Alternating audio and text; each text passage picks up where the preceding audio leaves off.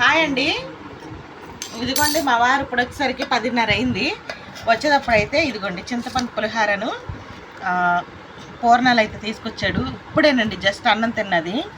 అయినా కానీ ఇదిగోండి ఇలాంటి చింతపండు పులిహార తినకుండా అయితే అసలు నేను ఉండను.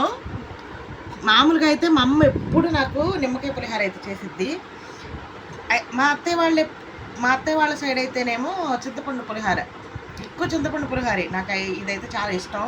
కానీ ఇప్పుడే అన్నం తిన్నా, అయినా కానీ తింటా.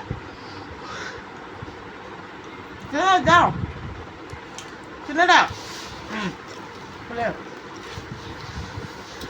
పూర్ణాలు పెద్ద ప్యాక్ లేదు మళ్ళీ. వీటి కోసమైనా ఎంత తిన్నా ఇంకా తినాలనిపించిద్దండి. అంత ఇష్టం చింతపండు పులిహార.